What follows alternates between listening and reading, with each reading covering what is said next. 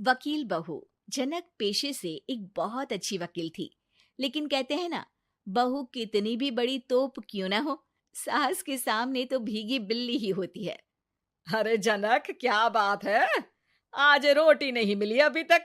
ये तेरा कोर्ट नहीं है जो आज फैसला ना हुआ तो कल की तारीख मिल जाए।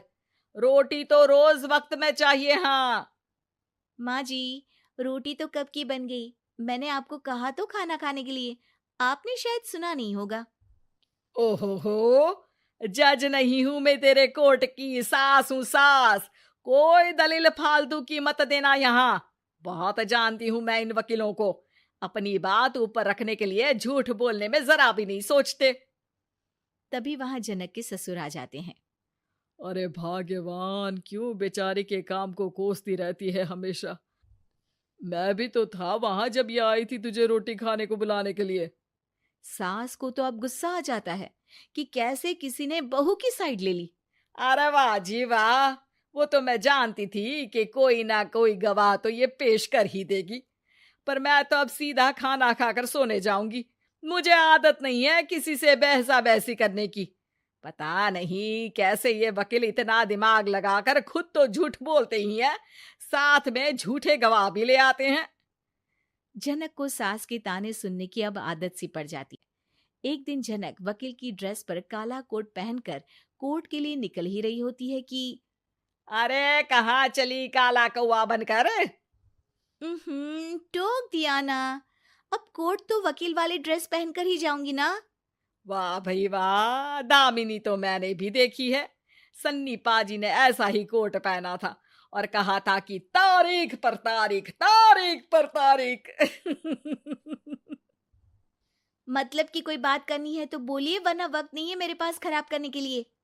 अरे पता नहीं तुझ में क्या देखा मेरे बेटे ने, सारा दिन वकीलों वाली बहस करती है, भोली भाली सास के साथ। अच्छा सुन, जो इतनी बहस मेरे आगे करती है ना, जरा अपने बॉस से कर ले, जो 1 साल भी ना हुए तेरी शादी को और काले कपड़े पहना दिए। अंदर जा और लाल कोट पहन कर आ, पता तो चले कि नई नवेली शादी हुई है। अरे माँ जी, कोर्ट में मेरा बॉस क्या करेगा?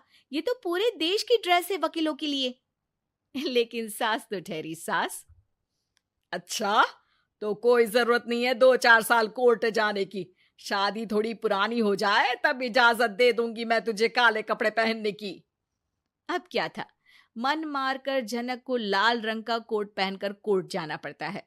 उसके जाने के बाद आहा, बढ़िया, ये पूरे देश की ड्रेस की बात करने वाली। अरे पहना दिया ना लाल कोट। अब सास आए दिन या तो जनक को उसके काम का ताना देती, या फिर उसका काम छुड़वा देने की धमकी।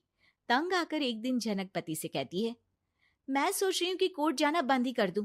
अरे क्यों यार, इतना अच्छा करियर है, क्यों छोड़ने की सोच रही हो? अरे लाल रंग का कोट पहनकर जाना पड़ता है। हर बात पर सास ताना देती है कि वकील तेज होते हैं, सवाल जवाब करते हैं, झूठी दलीलें देते हैं। अरे तो ठीक है ना, वो जो कहती है अपनी समझ से कहती है, लेकिन तुमको तो पता है ना कि सच्चाई क्या है। जनक को पति की बात से हौसला मिलता है कि तभी घर पर कुछ लोग आ जाते हैं। अरे आइए पंच साहब, कैसे आना हुआ? अरे भाई साहब, सुना है कि आपकी बहू वकील है। तभी वहां सास आ जाती है। हाँ है तो, लेकिन क्या हुआ? फिर कहीं बहस कराई क्या? अरे हम तो खुद दुखी है उसके व्यवहार से। अरे भाभी जी, आपको तो पूरा मोहल्ला जानता है कि आप कितना बोलती है। फिर हम यहाँ बहू रानी की कोई शिकायत नहीं, बल्कि अपनी परेशानी लेकर आए हैं। ससुर जी खुश हो जाते हैं। हाँ हाँ, मैं अभी बहू को बुलाता हूँ। जनक वहां आती है, सबको नमस्ते करके बैठ जाती है। बहू रानी, हमारे गांव में बड़ी मुसीबत आ गई है। अब तो पूरे गांव की जिम्मेदारी मानो तुम्हारे कंधों पर है। अरे ना ना, इससे तो घर की जिम्मेदारी पूरी नहीं होती, ये गांव की जिम्मेदारी क्या लेगी? भाभी जी, आप चुप हो जाओ। यहाँ पढ़े लिखे लोगों की बात हो रही है। आप जाओ, जरा रसोई से सबके लिए चाय लेकर आओ। मैं कॉफी लूंगी। हाँ हाँ, वकील साहिबा के लिए कॉफी। सास सर पैर सब पटक कर वहां से निकल जाती है।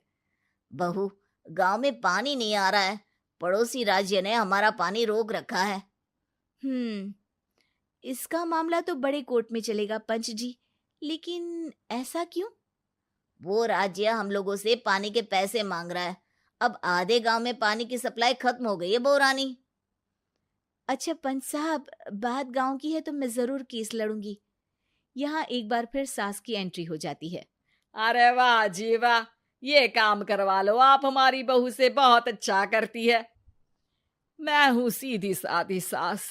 इस लड़की ने कैसे लड़ लड़ कर मुझे साइड कर रखा है, ये तो अब आपको पता चल ही जाएगा। अरे भाभी जी, आपकी आवाज तो पूरे गांव को सुनाई पड़ती है जब आप बहू रानी को सुंदर वचन सुना रही होती हैं। अरे वकील बहू मिली है, फक्र करो फक्र। हाँ जी हाँ, सारी फकर तो हम लोग ही करें।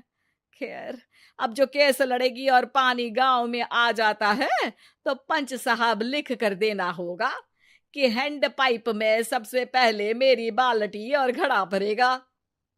अरे फिर तो हम बहू रानी के नाम पर घर पर ही सप्लाई दे देंगे, लेकिन ये इतना आसान नहीं है। बहू, गांव के पास अभी वकील करने की भी पैसे नहीं है तो। अरे पंच साहब, ये मेरे गांव का मामला है, मैं आपसे एक भी पैसा नहीं लूंगी।